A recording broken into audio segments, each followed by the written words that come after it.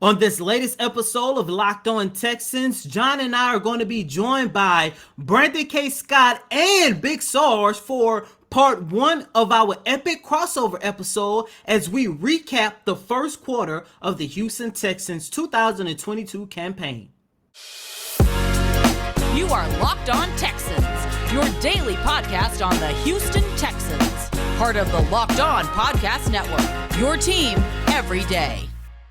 Welcome in, ladies and gentlemen, to this latest installment of Locked On Texans. And I know things might look a little bit different, but John and myself, we're going to call this the major crossover episode of Locked On Texans because, look, as you guys know, you know my guy. Let me see if I can get this right. John, some sports guy Hickman, my co-host, but below us, we got some major special guests. We got Brandon K. Scott from Sports Radio 610 and Big Sarge. You guys also should, I'm going to use his government name as Brian Bearfield, a part of Texans Wire and Sports Talk 790. Ladies and gentlemen, please welcome our two special guests. What's going on, guys? Hey, what's going on, y'all? Man, I'm just glad to be on with three of my favorite people in the business. Y'all being in the business know that, hey, it's not a ton of real ones out here. It's some, but it's not a ton of real ones out here. And so these are three real ones. So I'm just glad to be here with y'all, man. Being amongst good company make me feel good. Yes, sir. And what we're going to do, like I mentioned, we're going to do a two-part series, just recapping the Houston Texans start to the 2022 campaign. And then part two is going to be what should we expect from this organization moving forward. John, if you don't mind, I'm gonna get this started with the first question. I want to ask both of you guys. On Sunday, the Houston Texans had an opportunity to record their first victory of the 2022 campaign. Sarge, B. Scott, it doesn't matter who goes first, but what are some of you guys' takeaways from the Houston Texans' first win of the 2022 campaign? Go ahead, B. Age before beauty. I'll take that, man. So Sarge, one of the few beautiful men that I would take that type of insult from. Look, guys, we talked about this game going in. One of the things that I mentioned on that Friday episode before the Texans win over the Jaguars was that I reserved the right to change my mind week to week. But in that moment, I didn't have a single game that I thought the Texans matched up well as a favorite or as a team that I felt comfortable picking to win at the very least in that moment. Now, if there was going to be a game, there was going to be a team to expect them to play well against, I guess it would be the Jacksonville Jaguars. Now, I was guilty.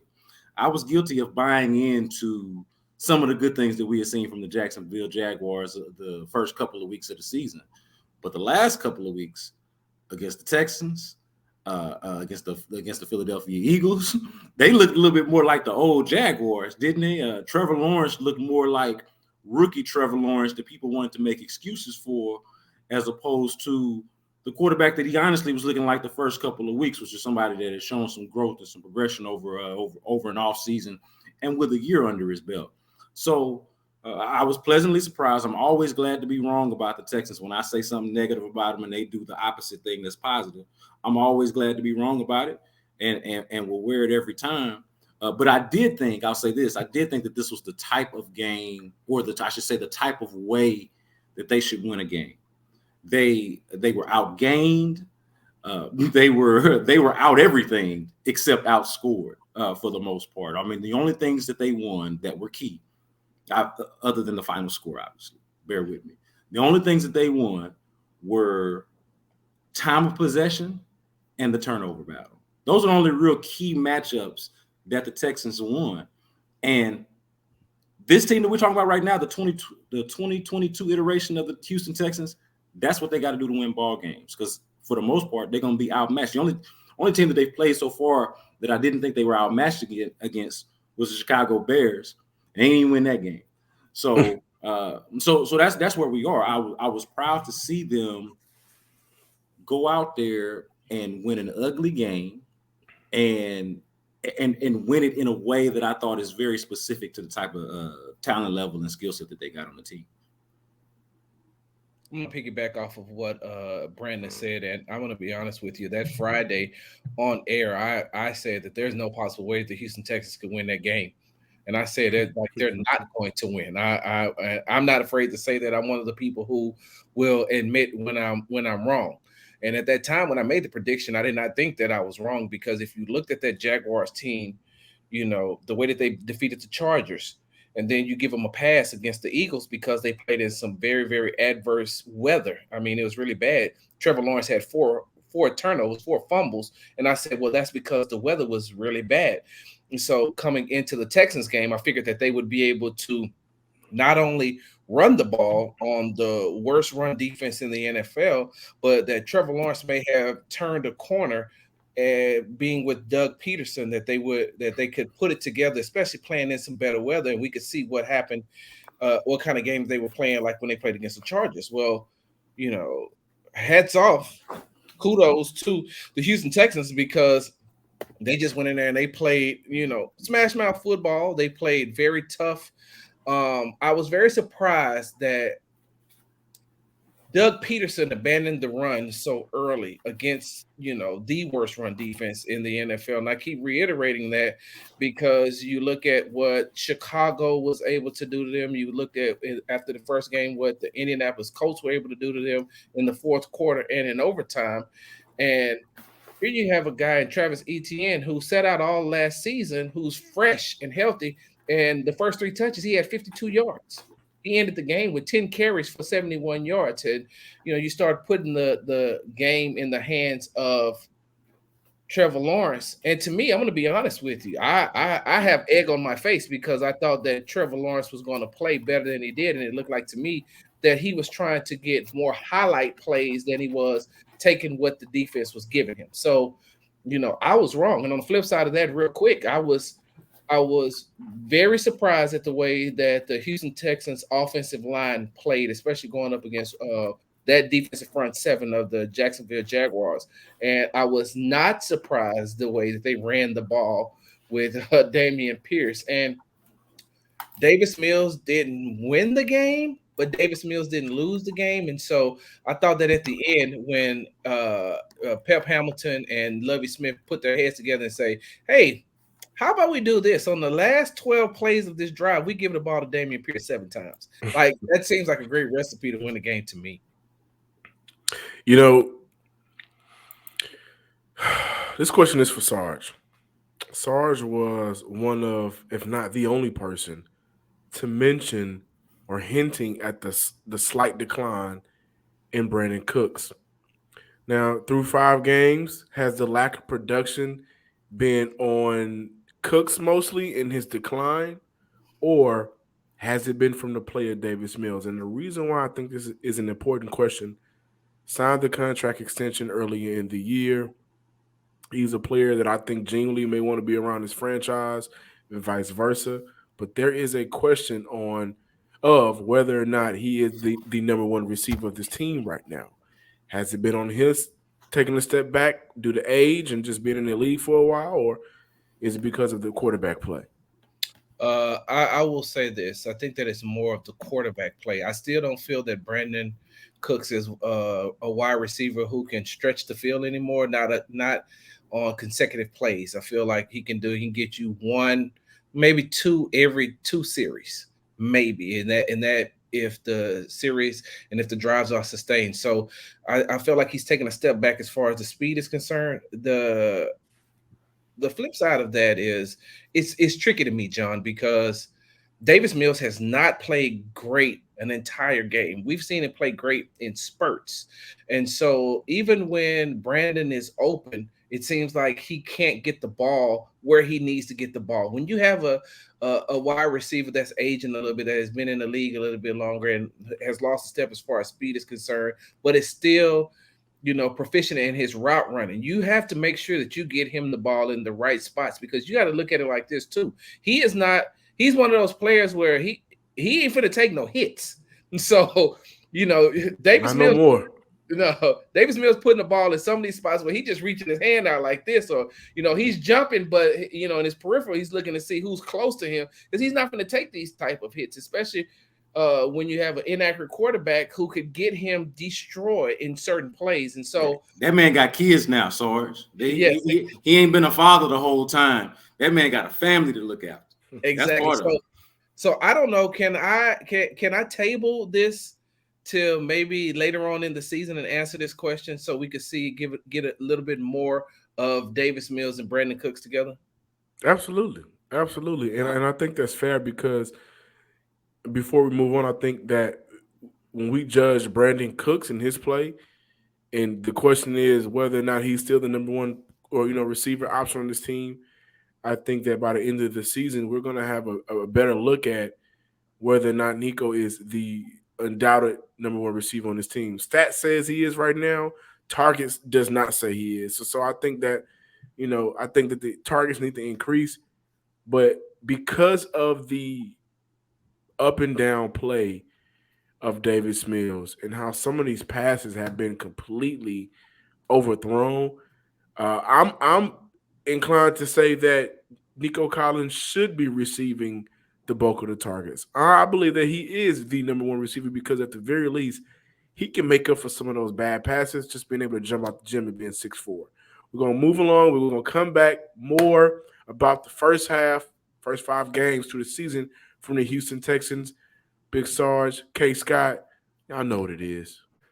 All right, here's a sports analogy for you. When it comes to burglars, your home is like the end zone, and you need the absolute strongest defense you can muster. That's why I use and trust Simply Safe Home Security. At Simply Safe, your safety and security is the only thing that matters. It's cutting-edge technology powered by 24/7 professional monitoring agents who always have your back, so you always know your home is safe.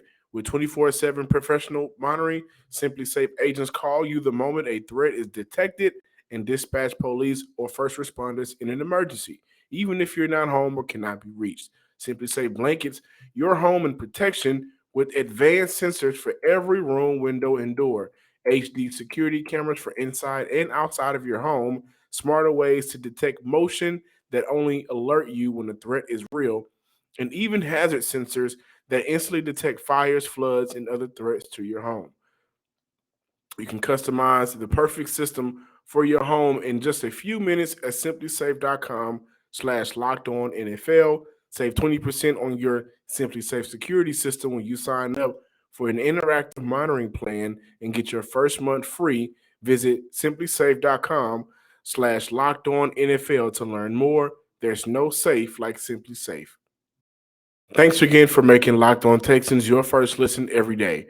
Make sure you check out the Locked On Key Predictions every Friday on Locked On NFL. Locked On local experts give you the inside scoop on the 5 biggest games of the NFL weekend, including Sunday and Monday Night Football, plus betting advice from the field's leading experts, Bet Online. Follow NFL Key Predictions every Friday on Locked On NFL, available on the Odyssey app, YouTube, or wherever you get podcasts. Welcome back, Locked On Texan listeners and viewers out there. Listen, so 5 games through the year, there's been some downs. Normally you say ups and downs. There's been some downs. There's been a couple of ups, and I think that one of the ups you guys mentioned earlier, getting that dub on Sunday, I am the only one of this 4 to pick the Texans to win this game. However, some of the ups for this season so far came in the offseason. Got to look at Steven Nelson. I think Steven Nelson's been playing some very good football for the Houston Texans. Jerry Hughes, at 137 years old, is leading his team in sacks right now. And I think him and Joe Louis went to high school together. And so when you look at the first 5 games through the year, what's been your take, Brandon K. Scott, on the Houston Texans offseason signings so far? Let me just get this in real quick. You ain't never met no Martin Luther King. All right. I'm sorry. You can't start coming to America references and let me not get one of them. You cannot do it. That boy good. That good and terrible. So anyway, look, the draft is the part that I focus on, because that to me speaks more to the future and the things that are going to be relevant for us, not just this season, but in future seasons, next season, the year after. So you talk about guys like Stingley and Petrie and Damian Pierce leaving the mark like they are. I mean, I think that is super important. But I'm glad that you kind of positioned the question. Really quick, I got to stop you because y'all skinny folks do this all the time. You not going to skip over 59. You're not going to skip over Kenyon Green and how he's been playing some damn good football. We're not going to do that. Yeah. That weight limit is a big thing for me, man. We're going to show the big boys some love because, goddamn it, that's my heart. I was rushing to get to the point about the veterans that you brought up in your question, but to your point about Kenyon Green, he has been excellent. Like, I know he's got some things to work on in pass coverage, but he is pretty much everything that they said he was in terms of being like a road grading, just big old mean. Like, remember, I think I wanted to say I said this on the show at one point too during the offseason. Like, they ain't got no nasty dudes on the team. Like, everybody is just so nice and respectable, which is cool to deal with for us in the media to talk to them, and everybody's nice. But even on the field, I'm like, who's mean? Who, like, and particularly like the guys who's supposed to be mean, the big dudes, okay? You talk about me being skinny. All right, the guys that's way past my weight class. I'm talking about the Kenyon Green type of sized guys. I didn't feel like they had no mean guys.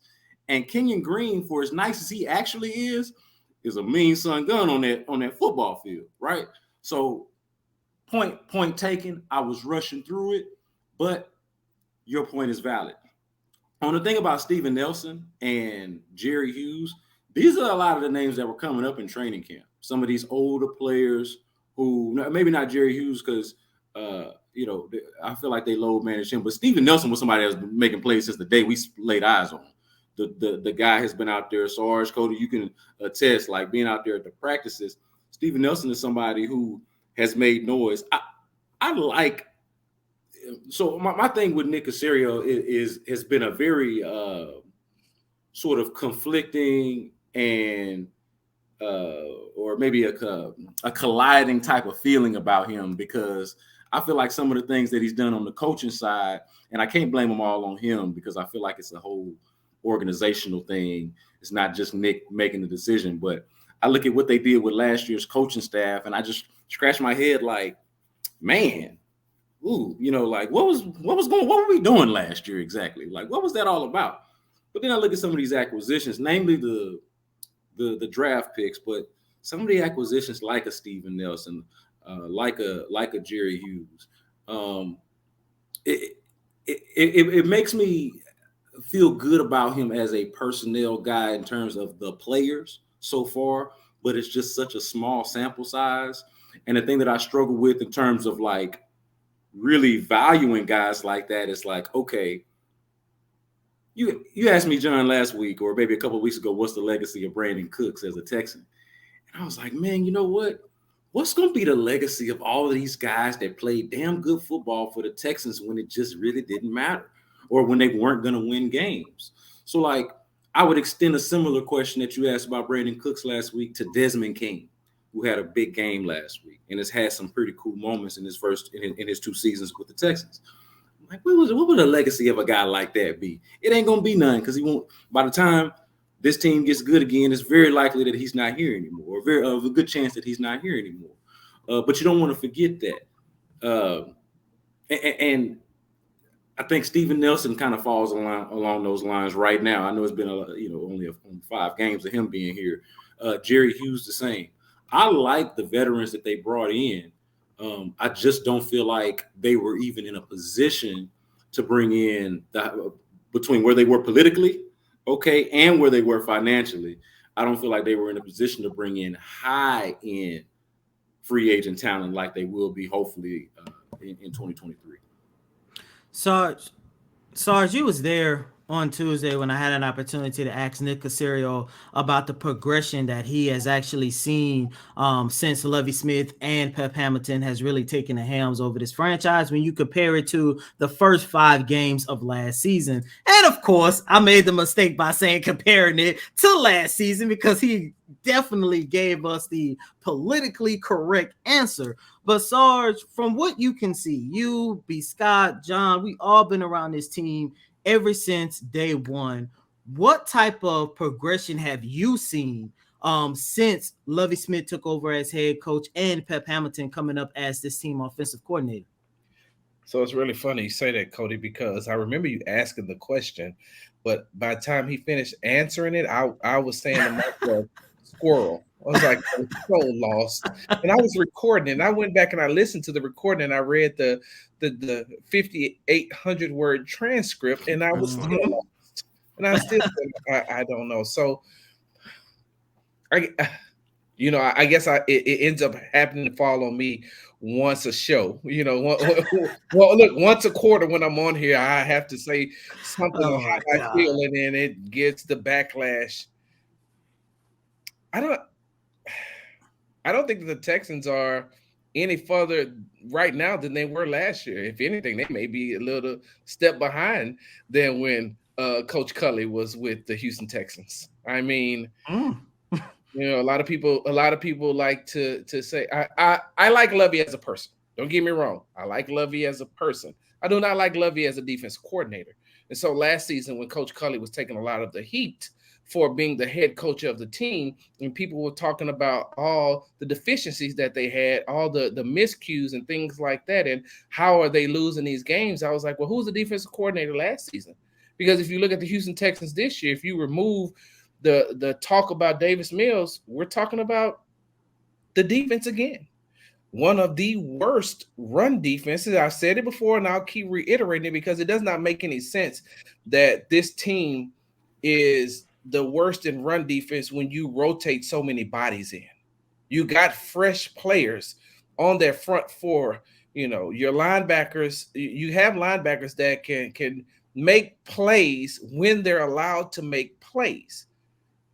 But if you're still stuck in that antiquated mindset of I'm going to run this defense no matter what you say, that puts me back in the mindset of when Deshaun Watson was here and with Bill O'Brien and Tim Kelly. And they was like, we're not going to do what the Baltimore Ravens did for Lamar Jackson. We're not going to do what the Kansas City Chiefs did for Patrick Mahomes. We're not going to do what the Buffalo Bills did for Josh Allen. And these quarterbacks that I bring up, build a system around them. You're just going to have to fit in this system. So you're going to have to be the square peg to fit into the round hole. And we're just going to keep pushing you until you fit. As I digress, this is the exact same thing that's going on with the Houston Texans defense right now. Lovie Smith is stuck into this mindset of this is the defense that I want to run, but you really don't have the personnel on the back end to run that type of defense. And what I mean by the back end, I'm not talking about what Brandon brought up with Steven Nelson. I'm not talking about Derek Stingley Jr. I'm not talking about Jalen Petrie. I'm not talking about even Jonathan Owens, who is playing out of his mind right now. I'm talking about your linebackers. You're dropping your linebackers into spaces that they have no clue on where they're supposed to be. You're dropping them into. You're making them become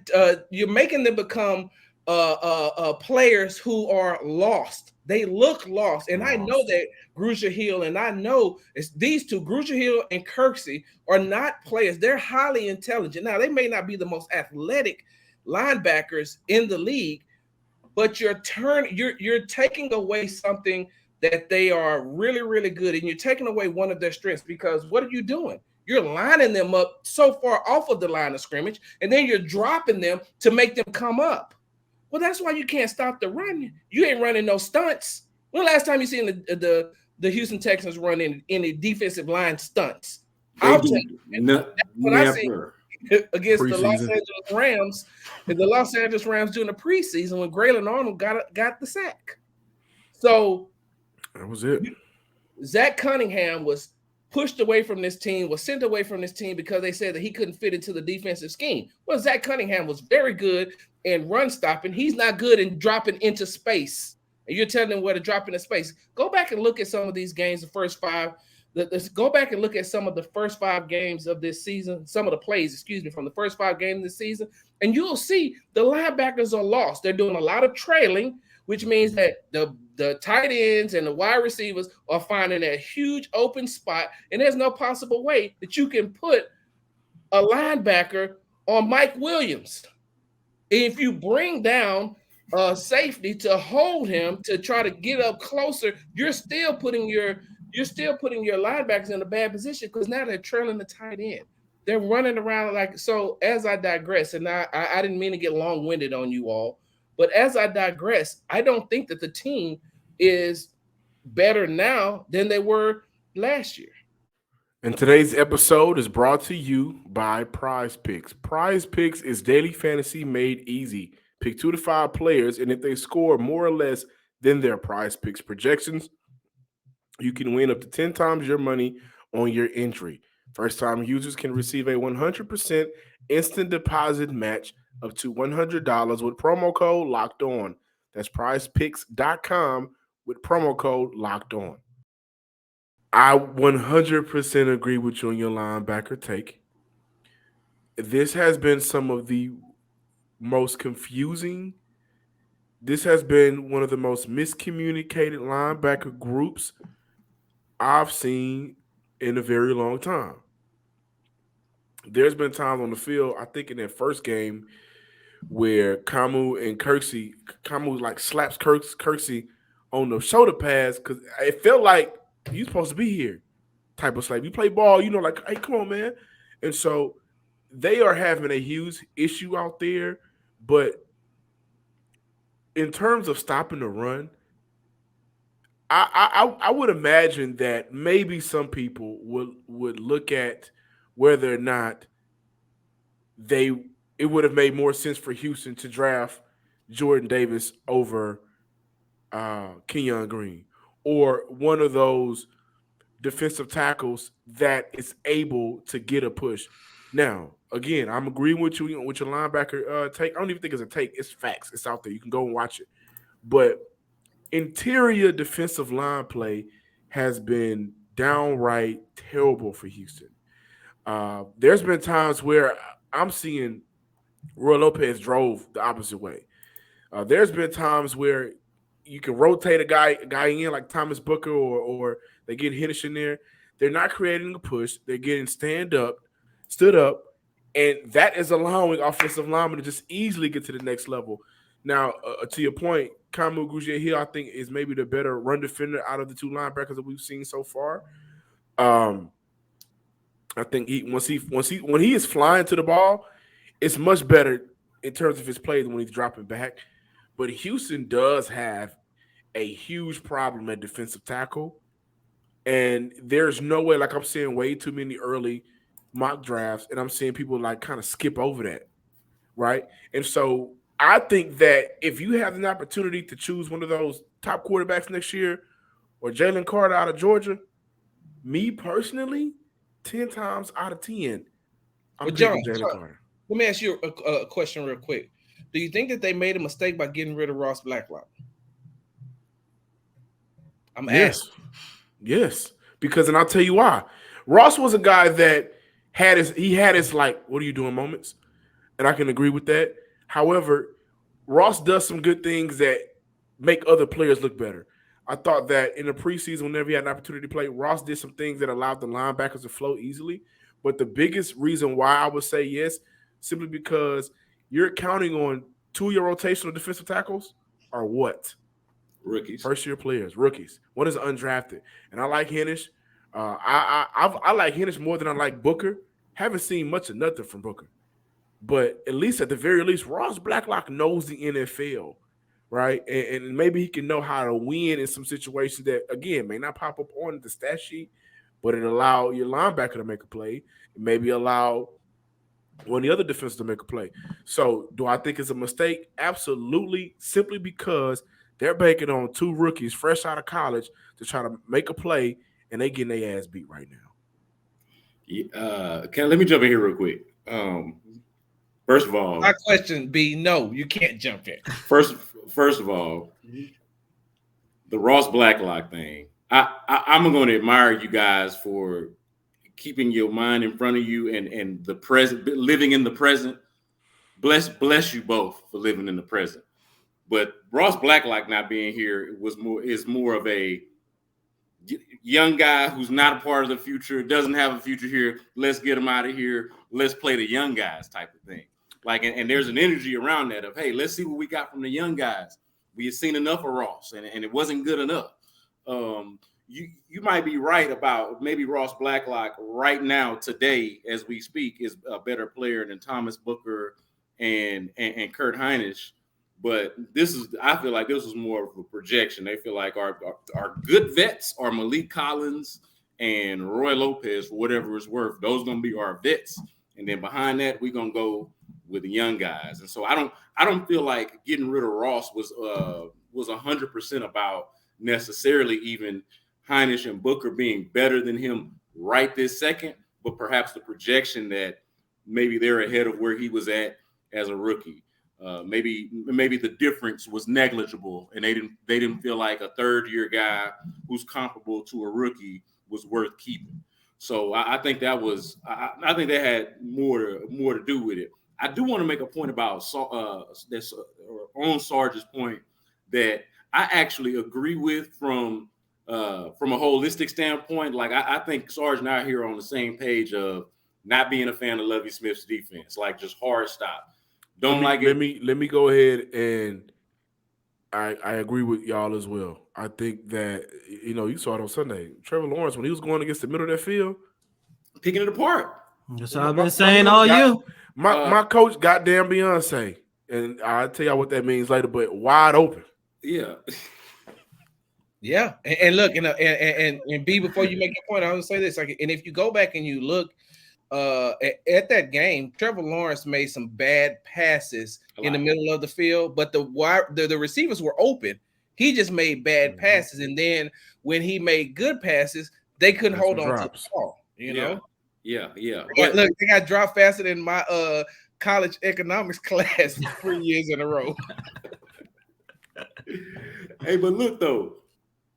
All that being said, and we in agreement on this. Not just to be clear, we are in agreement on this about the defensive schematics and philosophy. This was an issue for me last year, as Sarge was alluding to. I had a problem with it, but however, one thing I did like about the defense last year was the attitude that they brought that was different. I thought they were a little. Made a point earlier about being nasty. I thought it was a little bit nastier of a defense last year, and I think they've kind of kept that same energy. Have flat out just brought in more talented players on the defense, particularly on the back end, and then throw Jerry Hughes in there as well as an addition up front. But I just want to – I say all that to say or to point out that as much as we don't like this defense schematically, as much as we're not fans of maybe the antiquated system that Lovie Smith is out there, and philosophy that Lovie Smith is out there running, defense is actually – not really giving up a lot of points. Like they are doing a good job. They're not breaking. Like if we're gonna break it down, they are like if you were to rank their units, it would go special teams, defense, and then the offense don't even belong in the house. Like if the special teams and the defense get to eat at the kitchen table, the offense got to get its not the kid table.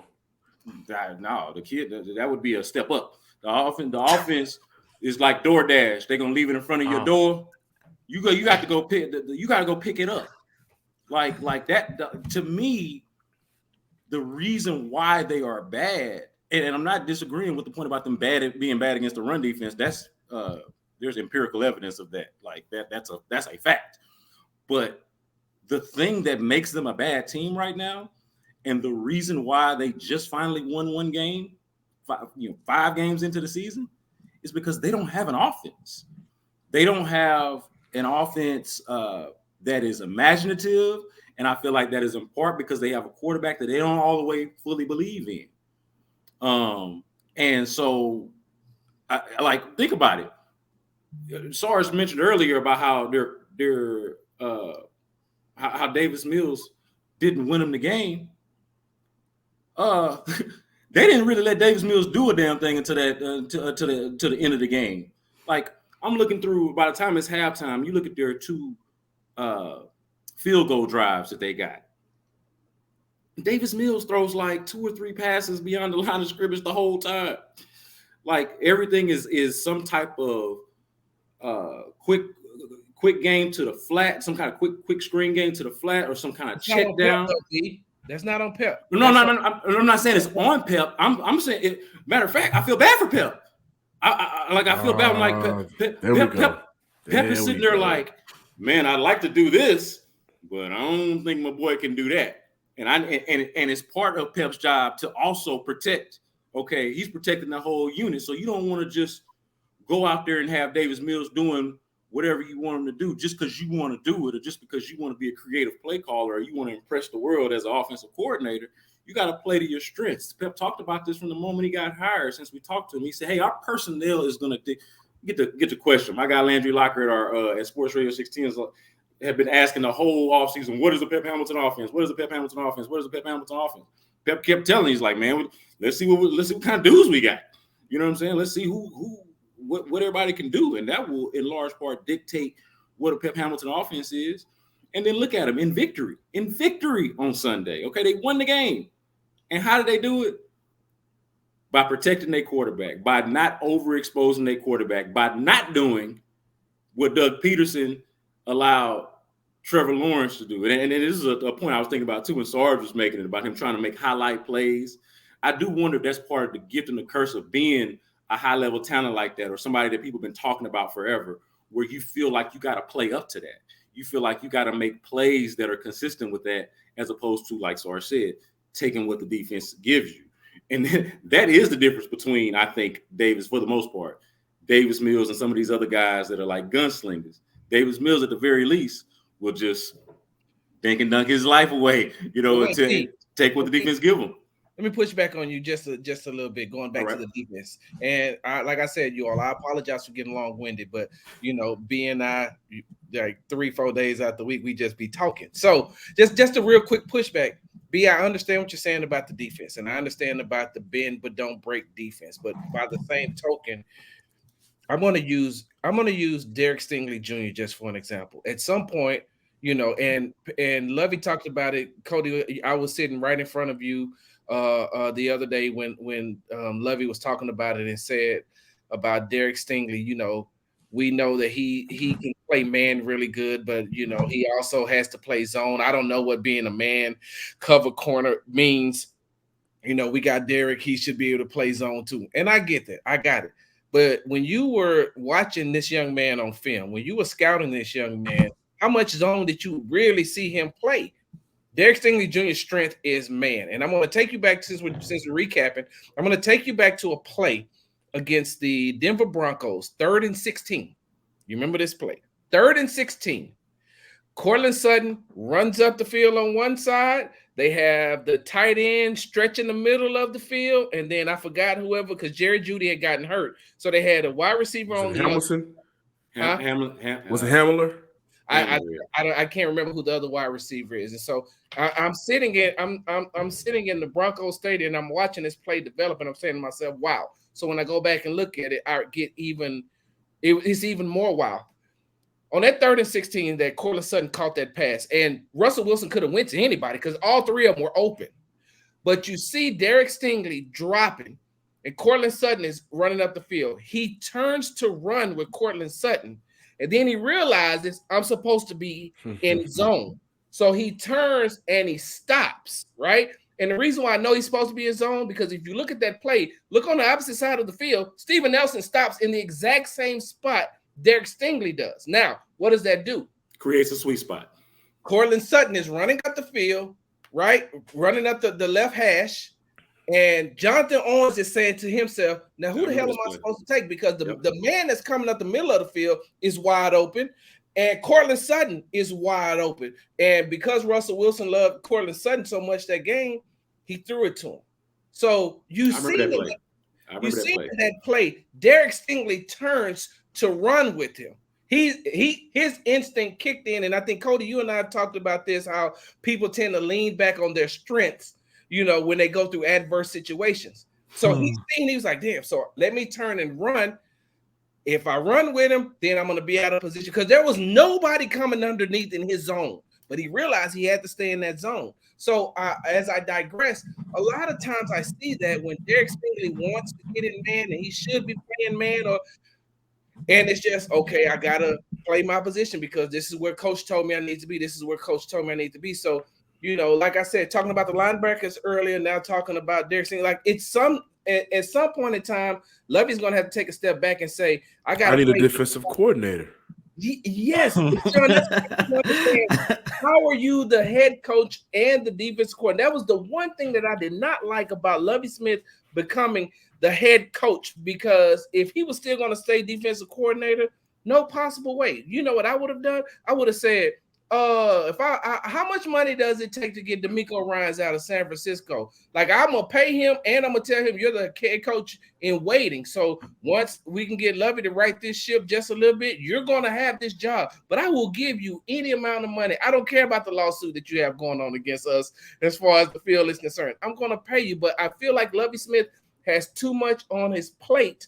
And last year, when we seen when he just had the defense coordinator position on his plate, and he basically told me to shut up last season when I asked him, well, are you going to do any blitzing? Or are you going to switch up the defense because you keep giving up big plays? And he basically told me to be quiet. All right, then I'll just sit back. I think that the real issue with this team, on both sides, and I want to address both points. First, Pep Hamilton, a lot of people are calling for Pep Hamilton's job already. And I'm on record by saying I think the offensive issues has been 70-30, Davis Mills or Pep Hamilton.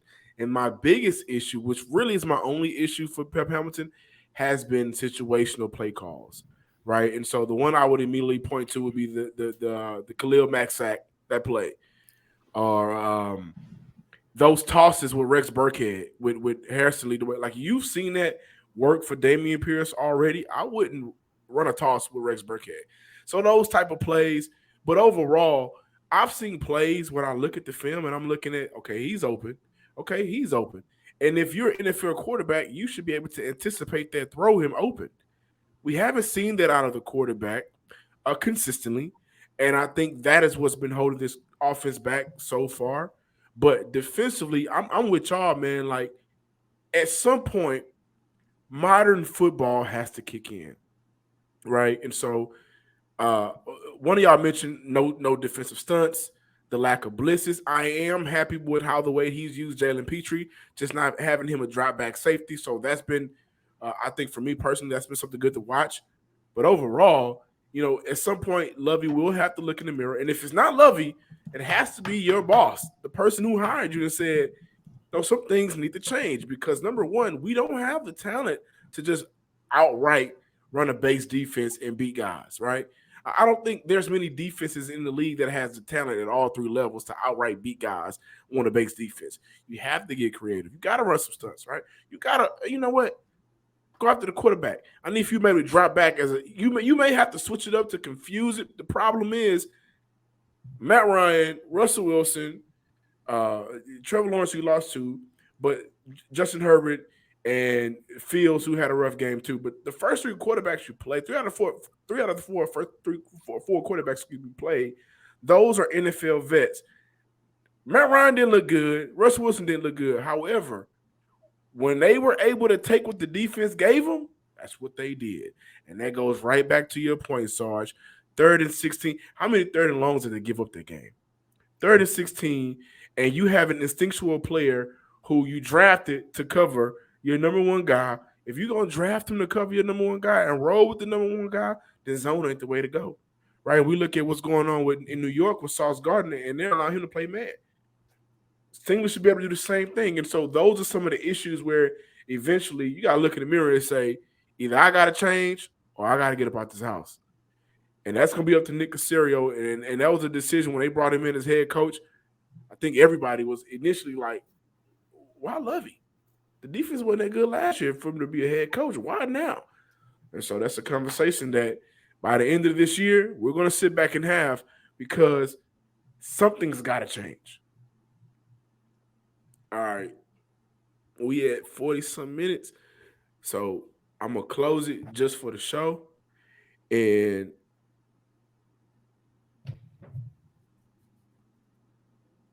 y'all know how we close it. I'm sorry. I know that feeling. Thank y'all for stopping by, checking out the Locked On Texans podcast with some family of ours, Brandon K. Scott, Big Sarge. This was fun. I think this is what needs to happen more often, when we can just sit down and talk football. Look, so I know I saw doing that, but sit down and talk some football in this forum, because sometimes I think the politics need to get thrown out the window. Sometimes the show and how we kind of construct the show, that needs to get thrown out the window. We need to talk football, and it was good to do that today. Before we get out of here, let everybody know where they can find y'all work. Text and Wire 610. Let them know where they can get everything. Well, you can find me at Big Star Sports with the Z at the end on Twitter and on Instagram. You can find my work at Texans Wire USA Today, and you could hear me 3 days out of the week, Monday, Wednesday, and Fridays on Sports Talk 790 In the Trenches, hosted by a former NFL player, Indy Kalu. And I'm at Brandon K. Scott on Twitter. That's pretty much the central location to find out whatever I'm doing. sportsradio610.com. I edit, write, and curate pretty much everything that goes on there. So check us out.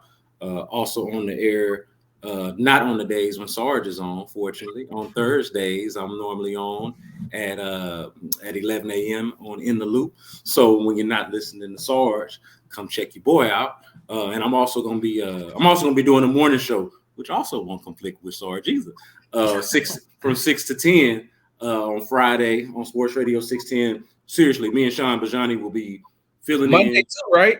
Yeah, so Friday, perhaps by the time some of you guys hear this, but Friday this week, Friday of the bye week, and then the Monday following, after that Sunday when they don't play, I'll be on air with Sean Bajani from 6 to 10 on Sports Radio 610. So check us out. This is part 1. Be sure to check out part 2 next week, and we're going to have a lot to say, especially the future of this organization with the rookie class. Of course, we're talking about Jalen Petrie, Derek Stingley Jr., and of course, everybody's favorite player, Dameon Pierce. But by the way, the Houston Texans make it a point to find a change of pace back so he can be in the league a lot longer. Did you mention Kenyon Green? You did mention Kenyon Green and Keon Green, ladies and gentlemen, and Keon Green featuring Derek Stingley Jr., Dameon Pierce, and Jalen Petrie. Yeah, everybody happy? Ridiculous. Until next time, ladies and gentlemen, peace.